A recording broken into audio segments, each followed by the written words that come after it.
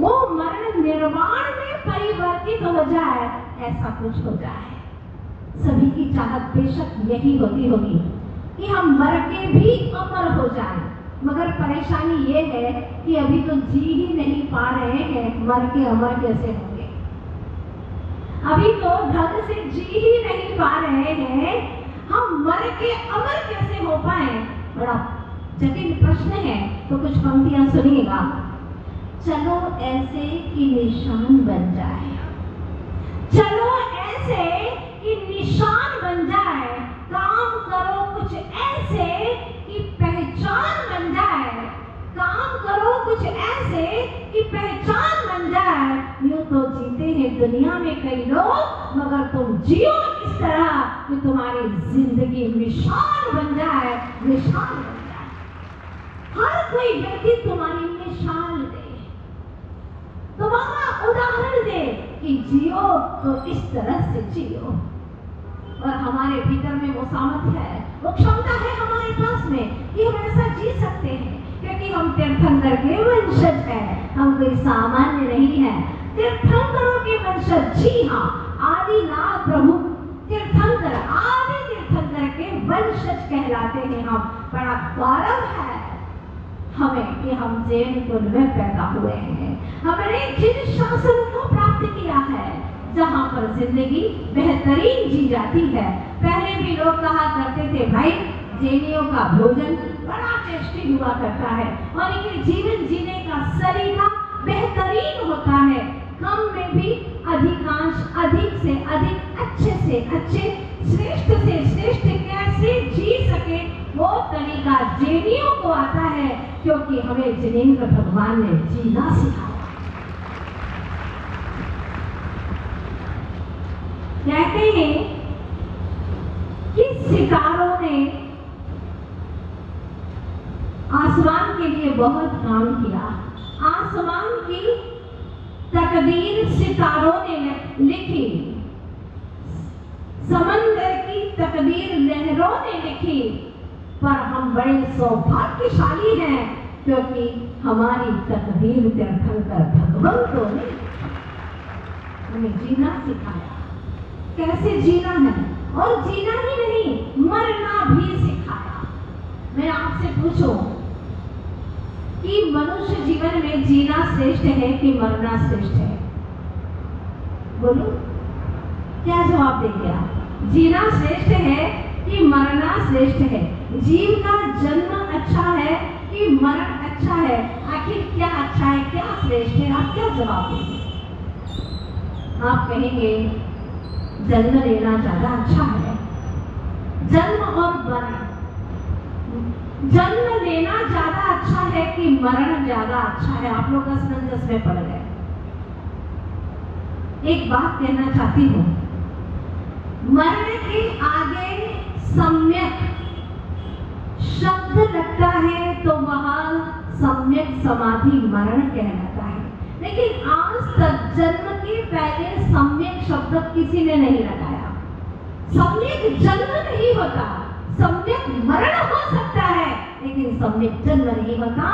वास्तव में जीवन में मरण का महत्व है, और मरण ऐसा कि जो दोबारा मरण के लिए कारण न बने, दोबारा जन्म के लिए कारण न बने, वो मरण परम निर्वाण में परिवर्तित हो जाए, वास्तव में उसका जीवन जीना सार्थक हो जाता है। तो कल मैंने आप लोगों के बीच में कुछ बात रखी थी, बहुत सारे महानुभाव आए ही नहीं थे, इसलिए पुनरावृत्ति करना चाहती हूँ कि बियावान जंगल में मुनिराज विराजमान है, और वहां पर पेड़ के झुरमुट के पास में, झरनों के पास में शांत मन होकर के बैठे हैं। पलकें मुड़ी हुई है, चेहरे पर अद्भुत रौनक है। आप लोगों ने कभी देखा, आप लोगों के पास में करोड़ों अरबों रुपए हैं, 2-4 मकान है, जमीन है, जायदाद है, परिवार बड़ा अच्छा है, इसके बावजूद भी चेहरे पर रौनक नहीं है, चेहरे पर वो ताजगी नहीं है। लेकिन जिनके पास में एक धागा भी नहीं है, उनके चेहरे पर बड़ी रौनक है, ताजगी है, एक ऊर्जा है, एक ऊर्जायुक्त चेहरा है। आखिर क्यों? प्रातः काल से उठते हैं आप, दिमाग में बोझ लेकर के उठते हैं, पता नहीं क्या क्या विचार करके उठते हैं। और ध्यान रखना, सवेरे उठते ही जो आप अपने दिमाग रूपी बगीचे में बीज बोते हैं वही दिन भर फल देता रहता है। प्रातः काल जो विचार आते हैं वही दिन भर में आते रहते हैं। आपने कभी गौर किया हो, सवेरे जो आपके मुख से भजन निकलता है, जो गीत निकलता है, जो संगीत निकलता है, वही संगीत दिन भर चलता रहता है। बार बार आपको वही संगीत याद आता है। क्यों? क्योंकि प्रातः काल आपने अपने मानस के बगीचे में वह बीज डाला था, वही बीज दिन भर फल देता रहता है। तो मेरी गुजारिश आपसे ये है कि आप प्रातः काल अपने दिमाग के बगीचे में वही बीज डालें जो आप फल चाहते हैं। अच्छा फल चाहते हैं, अच्छा विचार का बीज डालिए, और बुरा विचार चाहते हैं, बुरा फल चाहते हैं तो बुरे विचारों का बीज डालिए। पर मेरे ख्यालों से कोई व्यक्ति ये नहीं चाहता कि उसका दिन बिगड़े, बहुत बुरा जाए, संकट में जाए, परेशानी में गुजरे, समस्याओं में गुजरे, ऐसा कोई व्यक्ति नहीं चाहता। तो प्रातः काल से ही हम प्रभु परमात्मा की दिव्य ऊर्जा का स्पर्श करें, उनकी दिव्य ऊर्जा का स्पर्श करें। मैंने देखा है, प्रातः काल उठते ही जब मैं प्रभु के पास में आती हूँ और सामायिक करती हूँ, क्या ऊर्जा बरसती है। जबकि अभी चैत्यालय पूरी तरह से तैयार नहीं हुआ, फिर भी ऐसी ऊर्जा बरसती है। मैं तो आपसे निवेदन कर रही हूँ कि आप प्रातः काल आइए यहाँ पर, क्योंकि यहाँ पर सभी प्रतिमाएं इतनी अच्छी, जो लगभग 4 प्रतिमाएं तो बहुत प्राचीन है, 500 वर्ष पुरानी प्रतिमा यहाँ पर विराजमान है। आदिश्वर प्रभु यहाँ के मूल नायक है। और जब दर्शन करते, जो शांति धारा करते, उनके दिल से पूछिए कितना आनंद आ रहा है, अद्भुत आनंद आ रहा है।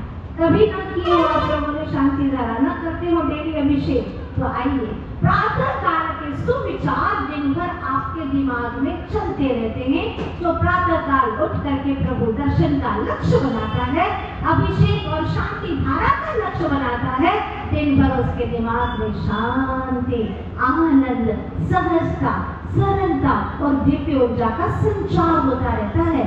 विज्ञान कहता है कि जो प्रातः काल आप विचार करते हैं वही दिन भर आपका संस्कार बनता है, और वही संस्कार आपका व्यवहार बनता है, और वही व्यवहार आपकी जिंदगी का आधार बनता है, आपकी अगली गति का आधार बनता है।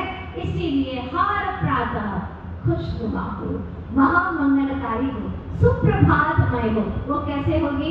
जब आप दिव्य महापुरुषों का चिंतन करेंगे, उनका सुमिरन करेंगे। हर प्रातः उठते ही आपका विचार प्रभु परमात्मा की ओर जाए, आपका उपयोग तीर्थंकर प्रभु के चरणों में जाए, उनके गुणों की ओर जाए। और दिव्य शक्तिशाली प्रभु, अनंत शक्तिशाली प्रभु, मैंने आपके शासन में जन्म लिया है प्रभु, मैं प्रणाम करता हूँ, मुझे भी ऐसी अनंत शक्ति का उद्घाटन हो। मैं अपने भीतर में भरी हुई जो शक्ति रूप में है उसका व्यक्तिकरण कर सकूं, उन शक्तियों का व्यक्त कर सकूं। प्रभु ऐसी शक्ति दो मुझे, और मैं दिन भर में बेहतरीन जिंदगी जी सकूं, चाहे कितनी प्रतिकूलताएं हो उनको अनुकूल बना सकूं। प्रभु ऐसी मुझे शक्ति दो। आप कहोगे कैसे? तो चलिएगा, वो मुनिराज जो वृक्ष के नीचे बैठे हैं, बियाबान जंगल है, चिड़ियों का कलरव चल रहा है, भयंकर खूंखार पशु की वहां पर आवाजें हो रही हैं, और मुनिराज वहां पर विराजमान है। प्रातः काल बड़े सवेरे हल्का सा उजाला हुआ ही था कि डाकुओं का सरदार आया और उसने पूछा, क्यों बे बाबा, सुनता भी नहीं है, आंखें भी नहीं खोलता, अरे सुनना। वो डाकू की भाषा थी। डाकू अपनी अक्खड़ भाषा में कहता है, अरे बाबा पता ना, यहाँ कोई पुलिस तो नहीं है, मुझे पकड़ लेगी तो? तू ही बता सकता है, क्योंकि तू जंगल का राजा है, यहीं रहता है, तुझे चप्पा चप्पा मालूम है। कोई मेरे लिए यहाँ पर परेशानी तो नहीं आएगी, समस्या तो नहीं आएगी, बता दे रे बाबा, बता दे। लेकिन बाबा तो बस आत्मा है, और परमात्मा का ध्यान कर रहे हैं, आंखें भी नहीं खुली, भीतर के परमात्मा की जो धुन सुनता है उसको बाहर की आवाजें सुनाई ही नहीं देती। वो दुनिया से बेखबर हो जाता है, अपनी ही दुनिया में मस्त हो जाता है। काश आपकी जिंदगी में भी वो दिन आए कि आप अपने अंतर जगत में समाहित हो जाए, जहाँ कषायों की आवाज ना हो, जहाँ खुशियों की दुर्गंध ना हो, जहाँ पर परमानंद ही परमानंद बरसता हो। बस कहाँ है ना, जो बाहर की आवाजें सुनता है उसको भीतर की आवाज नहीं आती,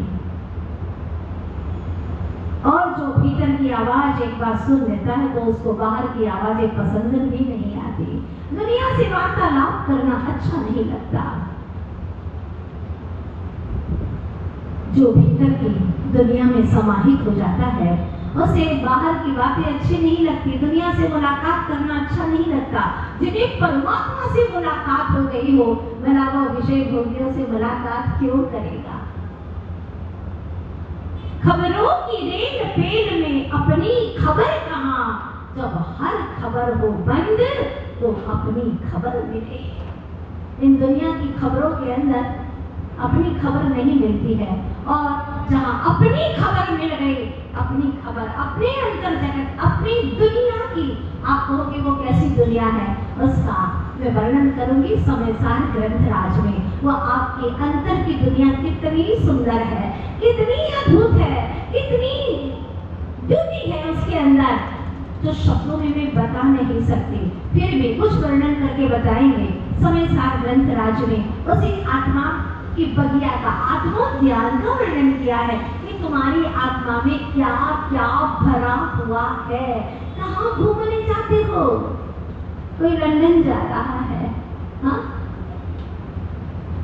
कोई कहाँ जा रहा है, कोई कहाँ जा रहा है, स्विट्जरलैंड जा रहे हैं, वहाँ की ब्यूटी देखने के लिए थाईलैंड जा रहे हैं। चाहे दुनिया में कहीं जाओ, लेकिन ध्यान रखना, बाहर की सुंदरता की अपेक्षा सुंदरता को निहारने वाला बेहद सुंदर है, बेहद सुंदर है।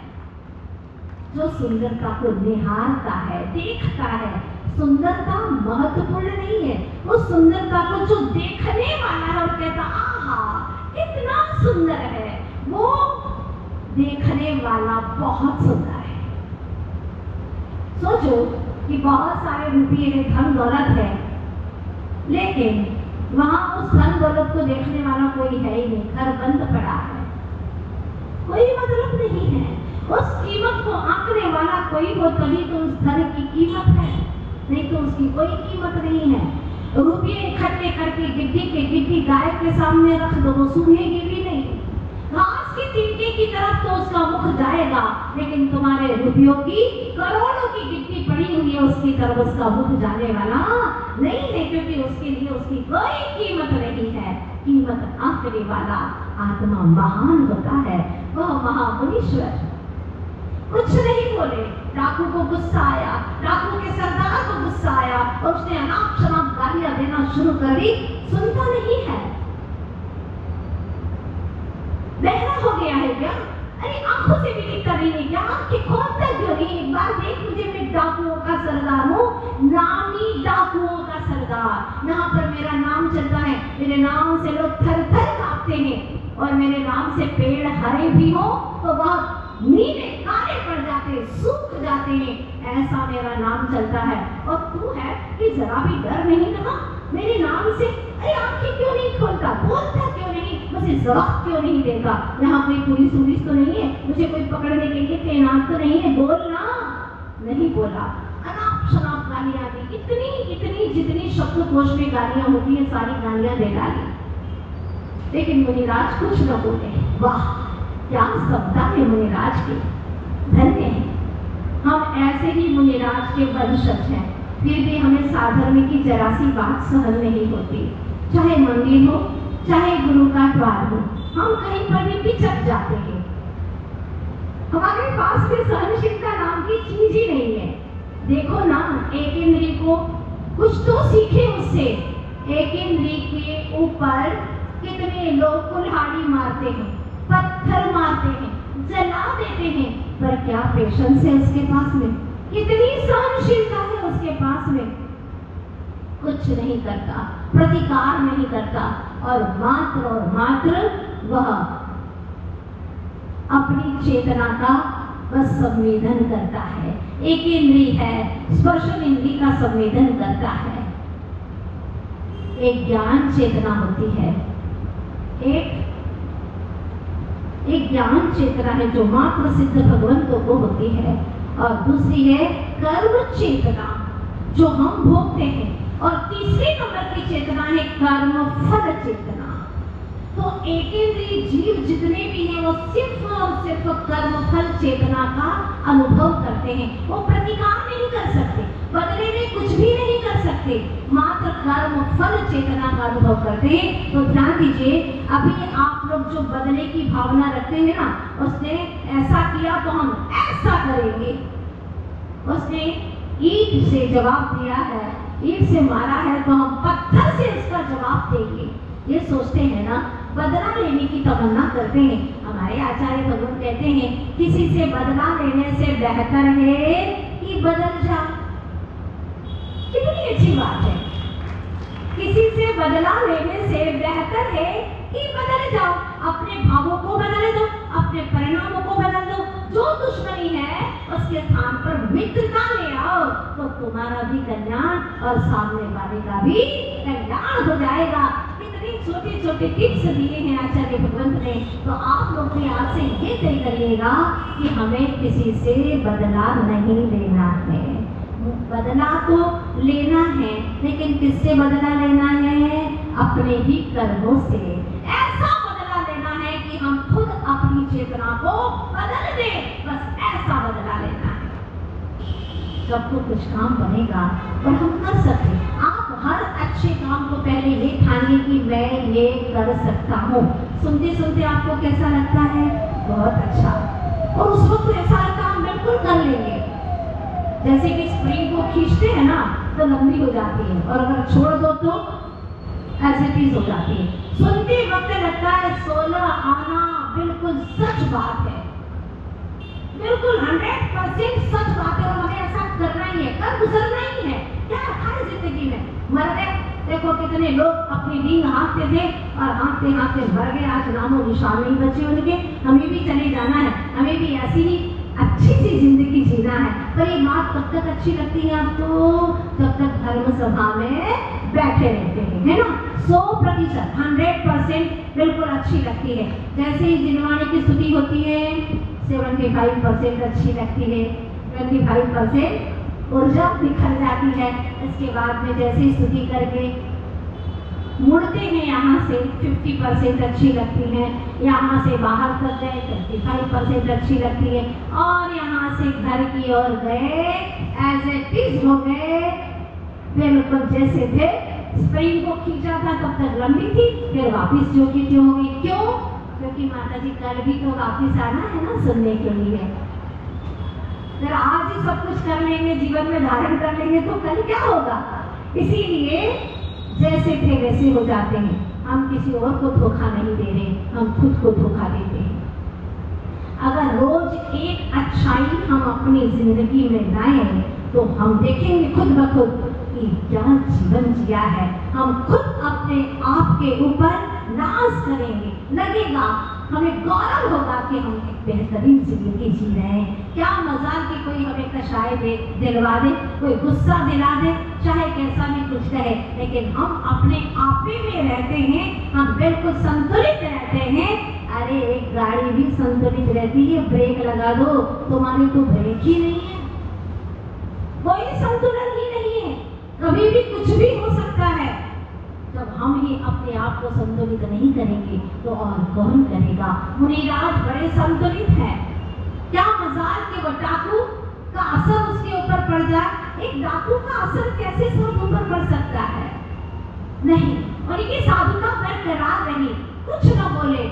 इतने में ही लगभग 2 घंटे बीते कि एक माँ राजमाता अपनी पुत्र वधू और अपने पोते के साथ में कुछ सिपाहियों को लेकर के उस जंगल में आ पहुंची, और दूर से ही देखा, ओह ये तो मेरा बेटा, मेरा बेटा जो आज से 15 वर्ष पूर्व घर से निकल करके चला गया था, वो मेरा बेटा, इसके लिए मैंने मन नगर गांव ढूंढा, लेकिन कहीं नहीं मिला। लोगों ने बस ये कहा कि वह तो दीक्षित हो गया है, लेकिन आज तक पता नहीं चला मेरा बेटा, जिसके पास में एक धागा तक नहीं, कपड़े नहीं, पास में सिपाही नहीं, खाने के लिए दाना नहीं, घर बार नहीं, हाय किस्सा रहता होगा ऐसे बेहवान जंगल में जो खूंखार पशु रहते, कहाँ वहाँ उसका भवन, दिव्य महल, इतना बड़ा महल, इतना बड़ा शासन छोड़ करके आखिर यहाँ क्या मिल रहा है उसे, क्या मिल रहा है? आप लोग भी सोच रहे होंगे ना ग्वालियर वाले, आप होते तो छोड़ दे क्या? बोलो, इतना बड़ा राज, शासन, महल, अट्टालिकाएं, सिपाही, सेना, इन सबको छोड़ करके बियाबान जंगल में अकेले बैठे हैं। आप होते तो बैठते क्या ऐसे? बोलो ना, नहीं सब बना के रहे, बैठते भी कैसे? तुम्हारा इतना सौभाग्य होता तब तो बैठते, कहाँ से बैठते? इसके लिए सातिशय पुण्य चाहिए। 24 तीर्थंकर भगवान बड़े बड़े सम्राट के ही पुत्र थे, बड़े बड़े सम्राट थे, राजा थे। एक पल के अंदर सारा राज्य शासन छोड़ दिया।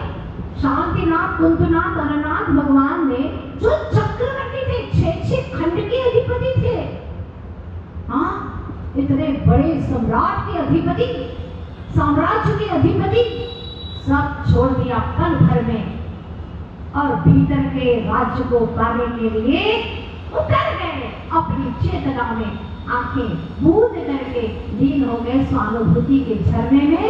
बस ऐसे तल्लीन हो गए कि बाहर में क्या हो रहा है पता ही नहीं चला। ऐसा ही होता है, जब भीतर में परिवर्तन होता है तो बाहर की चीजें रास नहीं आती, सब निरर्थक लगती हैं। जब आपके जीवन में कोई दुर्घटना घट जाती है, कोई कमी आ जाती है, दुख आ जाता है, भयंकर परेशानी आ जाती है, तो आपको अपनी मनपसंद चीज अच्छी लगती है क्या? पेठा भले ही प्रसिद्ध हो ग्वालियर का, पहले तो प्रसिद्ध था, हम आजकल आगरा का हो गया, हमने सुना खिसक गया है। आगरा का है, पहले ग्वालियर का भी प्रसिद्ध था, ऐसा सुना है मैंने। तो यहाँ का क्या प्रसिद्ध है? लड्डू है,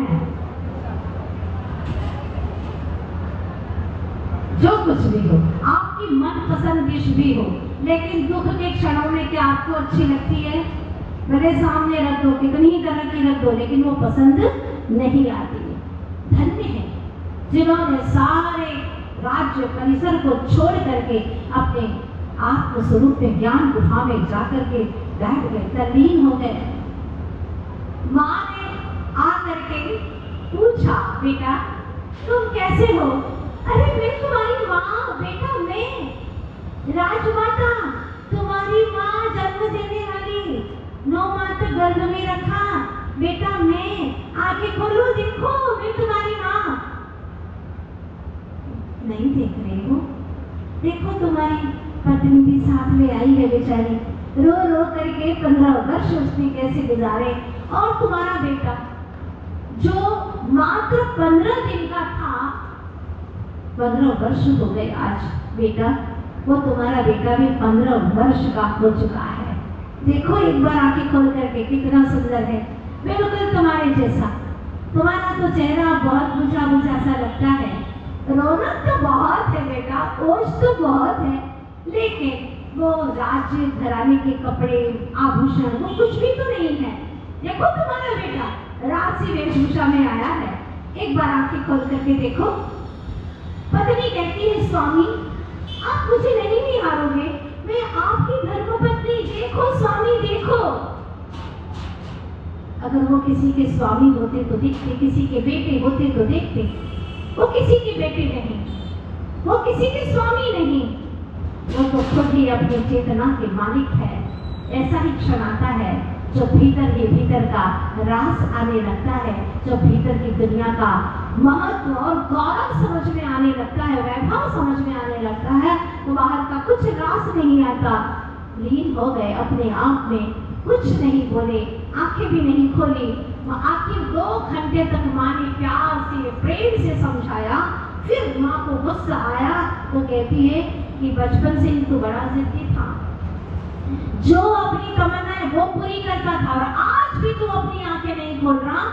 बताना, अब हम लौटना चाहते हैं, काफी समय ढल रहा है, शाम ढल जाएगी, बेटा अंधेरा आ जाएगा, तेरे पास में तो कुछ नहीं है, हमारे पास में तो कीमती वस्त्र आभूषण है, इसीलिए डर है इस बियावान जंगल में, रास्ता तो बता दे, यहाँ से कोई डरवर तो नहीं, इतना ही बता दे, कोई लूटपाट करने वाला तो नहीं है, जरा यही बता दे बेटा, बता दे। लेकिन बेटे ने कुछ नहीं बोला, क्योंकि मैं किसी का बेटा नहीं, आई एम ओनली सॉल, मैं सिर्फ और सिर्फ एक आत्मा हूँ, प्योर सॉल, शुद्ध आत्मा हूँ। मुझे किसी से क्या मुलाकात करना जब मुझे मेरा परमात्मा मिल गया। ये बहुत अंदर की बातें हैं, आपको समझ में आएगी जब आप समय सार पढ़ेंगे, अपनी बातें समझ में आएगी जब ऐसा लगेगा कि मैं अपने आप से ही मुलाकात कर रहा हूँ, किसी और दुनिया में पहुँच गया हूँ जहाँ परमानंद ही परमानंद है। ऐसे ही मुनिराज अपने आप में समाहित है, और वह माँ अपनी पुत्र वधू के साथ में वहां से निकल जाती है। कुछ दूरी पर गई थी, लगभग 1 किलोमीटर पर गई थी कि वहां डाकुओं का सरदार आ गया, अट्टहास करता हुआ अपने साथियों से कहता है, देखो मैंने कहा था ना तुमसे, मेरी माँ बचपन में कहा करती थी कि बेटा अगर प्रातः काल विद्राता के दर्शन कर लिए, सदगुरु के दर्शन कर लिए, तो समझ लो तुम्हारा दिन हर महामंगलमय होगा। माँ हमेशा कहा करती थी और कहती थी, बेटा ये मेरे वचन नहीं है, ये प्रभु के वचन है। मुझे कई बार लेकर के जाती थी ऐसे ही साधु संतों के पास में, और मैंने तुमसे कहा था प्रातःकाल आज साधु का पहली बार मुलाकात हो गई है, दर्शन हो गया, देखो अपना बहुत अच्छा जाएगा। बोलो साथियों, सच कहा था ना मैंने? और देखो ये खुद ब खुद चिड़िया सोने की अपने जाल में फंसने आ रही है, देखो आ रही है, अपनी तरफ ही आ रही है, क्या आभूषणों से लदी हुई है। और जैसे ही पास में आती है बंदूक की नोक लगा देता है, निकालो ये सारे बस आभूषण, सारे कीमती आभूषण निकालो। वो राजमाता थी, वो कहती है, जानते हो तुम कि मैं कौन हूँ?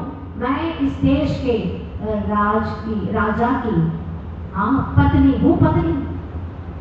मैं अपने पुत्र की खोज में आई थी यहाँ पर मुझे कुछ प्राप्त नहीं हुआ, बोला तक नहीं।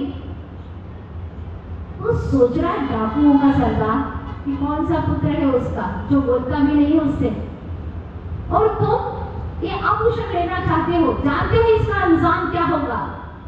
डाकू का सरदार कहता है, जो होगा अंजाम देखा जाएगा, फिलहाल तो मेरे सिकंदे में फंसी सोने की चिड़िया, निकालो ये आभूषण और मेरे हवाले करो, वरना जान गवा बैठोगी। अब माँ को गुस्सा आना शुरू हो गया, वो गालियां देती है, कहाँ जन्म दे दिया मैंने अपनी कौन से, अरे इससे तो अच्छा था कि मैं जन्म ही नहीं देती। प्रातःकाल जब मुझे मेरा बेटा मिला तो मैं इतनी खुश हुई कि 15 वर्षों के बाद में आज बेटा मैंने देख लिया है।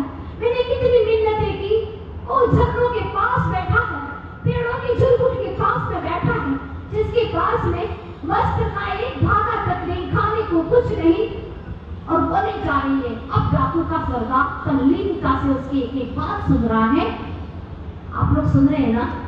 खो मत देना, एक क्षण मत खो देना, वो एक बात सुनता है, आखिर क्या कहने जा रही है। और वो कहती जा रही है, मेरी कोख को लज्जित कर दिया। मैंने कहा था, पूछा था कि यहाँ कोई लूटपाट करने वाले तो नहीं है, कोई डाकू तो नहीं है। अरे बेटा बोल, मुंह से बोल, लेकिन करके तक नहीं झपकी, बोलना तो बहुत दूर है, आंखें खोल करके देखा तक नहीं। 15 वर्ष के बाद में माँ आई है, पत्नी आई है, अरे एक छोटा सा बेटा जिसको 15 दिन का छोड़ करके गया था, उसे तक देखा नहीं, कैसा निर्मोही हो गया है, देखा तक नहीं, बोला तक नहीं। हे भगवान, मैंने क्यों जन्म दिया इसे? जन्म ही ना देती तो कितना अच्छा होता। आज ये दिन दुर्दिन मुझे देखना न पड़ता। और रोती है, चिल्ला रही है। इतने में ही डाकू का सरदार था। उसके हाथ से बंदूक नीचे गिरने लगी, तलवारें नीचे गिरने लगी, आंखों में आंसू की धारें बहने लगी और वह डाकुओं का सरदार राजमाता के चरणों में झुक गया। माता समझ नहीं पाई कि क्या हो गया।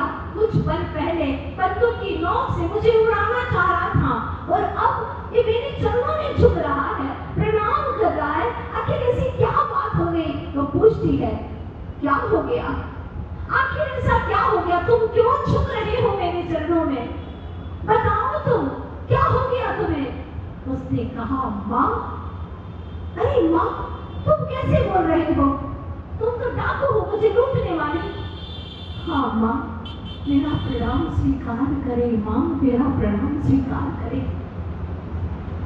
जिस तरह से आपने अपने बेटे को आशीर्वाद दिया, बचपन में संस्कार दिए माँ, मुझे भी आज अपने इस दुर्भागी बेटे को आशीर्वाद दो माँ। मैं भी सतपंथ पर चल सकूं और तीर्थंकरों के मार्ग पर चल सकूं माँ, मुझे आशीष दो। माँ कुछ समझ नहीं पाई कि क्या हो गया और वह माँ का हाथ ऐसा लेता है और अपने सर पर खुद रख देता है। अब बिना प्रतीक्षा किए वहां से चल पड़ता है। माँ सोचती है, अगर मैंने एक क्षण खो दिया और मैं वापस रास्ते में गई तो हो सकता है दूसरे डाकू मुझे लूट सकते हैं। अब मेरा आसरा तो यही है जो मुझे माँ कह रहा है। वो भी चलती है उनके पीछे पीछे और जा करके देखती है वह दृश्य। वह जा करके डाकुओं का सरदार मुनिराज के चरणों में जा करके खड़ा होता है। धन्य हो प्रभु, धन्य हो, आप धरती के गुरु नहीं, आप तो धरती के भगवान हो प्रभु, धरती के भगवान हो। मैंने आपको गालियां दी, फिर भी आपकी आंखें न खोली। आपकी माँ ने आरती उतारी, आपकी प्रशंसा की, आपसे इतना बेहद प्रेम किया, लेकिन फिर भी आपने आंखें न खोली। धन्य है गुरु महाराज, धन्य हो आप। अभी तक तो मैं शास्त्रों में सुनता था, माँ कहती थी कि अपने गुरु ऐसे हुआ करते हैं बेटा, लेकिन मैं नहीं समझता था और मैं उस संगति में पढ़ करके डाकू बन गया, डाकुओं का सरदार बन गया। लेकिन आज हे गुरु महाराज, आपकी माता के दर्शन से मुझे समझ में आ गया है कि मेरी माता ने मुझे क्या क्या समझाया था। वो सारी मेरी स्मृति पटल पर आ गया है और मैं भी आज सारे पाप त्याग करके आपके मार्ग का अनुसरण करता हूँ। मुझे भी जैनेश्वरी दीक्षा प्रदान कीजिए गुरुवर, जैनेश्वरी दीक्षा प्रदान कीजिए। मुनिराज की आंखें खुली, ज्ञान मुद्रा पूर्ण हुई और उन्होंने तथास्तु धर्म वृद्धि का आशीर्वाद देकर के पंचमुष्टि के श्लोक करके उन्हें जैनेश्वरी दीक्षा प्रदान कर दी। कहानी तो बहुत छोटी है, लेकिन चोटी तक पहुंचाने वाली है कि एक डाकू भी साधु हो सकता है तो ग्वालियर के सज्जन लोग क्या कुछ नहीं हो सकते? प्रश्न इस बात का है। सुनेंगे तो कुछ बुनेंगे, बुनेंगे तो कुछ फूल चुनेंगे और चुनेंगे तो पहुंचेंगे अपनी मंजिल तक। ये निश्चित बात है। ये छोटी सी कहानी में क्या गुण खिल गया सुनिएगा। अंतिम में 7 बुधवार माँ की ममता ने, डाकू की क्षमता ने और साधु की सत्ता ने कमाल कर दिखाया। ये कहानी हमारे जर्रे जर्रे को खोल देती है और भीतर में विराटता का रस पहुंचा देती है। तो ऐसी कहानियां जो हमारी जिंदगी में बहुत कुछ दे देती है, तो हमें ये ना कहना पड़े, उस डाकू को कहना नहीं पड़ा कि तुम साधु की शरण में जाओ। जब डाकू को कहना नहीं पड़ता है तो आप लोगों को कहना पड़ेगा क्या कि आइएगा प्रवचन के समय पर, सुनने का कष्ट करें। बोलो नहीं, चाहे कितनी दूर हो, मुझे मंजिल प्राप्त करना है और इसके लिए प्रभु ने जो कहा है उसे मुझे सुनना है। आप लोगों में धीरे धीरे करे उत्साह उमंग आ रहा है, आएगा ही आएगा, क्योंकि ये अमृत रस है अध्यात्म का। हर किसी को अच्छा लगता है, अच्छा लगेगा। जो पापी हैं, भव भवांतर के पापी हैं, जन्म जन्मांतर के पापी हैं, ऐसे पापी जीव कभी भी धर्म सभा में नहीं आ पाएंगे। ध्यान रखना, क्योंकि उनका पाप उन्हें रोकता है, आने नहीं देता। बहाने करेंगे, हमें ये काम है, हमें वो काम है, ये है वो है, तरह तरह के बहाने करेंगे, लेकिन वो धर्म सभा में नहीं आ पाएंगे। आप लोग बड़े पुण्यशाली हैं जो चल करके अपने मन को तैयार करके यहाँ तक आए हैं। आप सबका जीवन बहुत ही आनंदित हो, बहुत ही उत्साह और उमंग से भरा हुआ हो, यही शुभकामना करती हूँ। चलते हैं हम गुरुदेव के चरणों में। सारे जहां से न्यारा विद्या गुरु हमारा हमारा,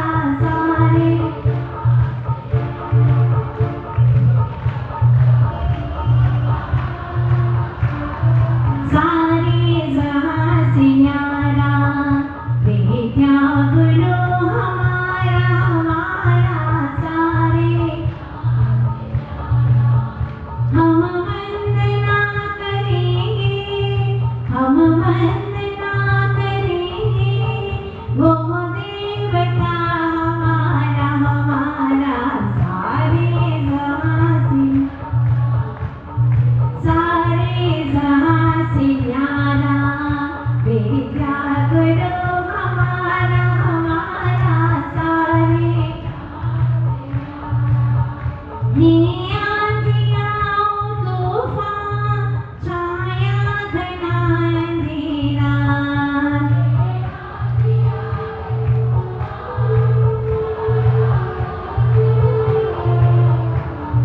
दिखती नहीं है मंजिल, दिखती नहीं है, बस तू ही है सहारा सहारा, जहां से न्यारा विद्या गुरु हमारा हमारा, सारे।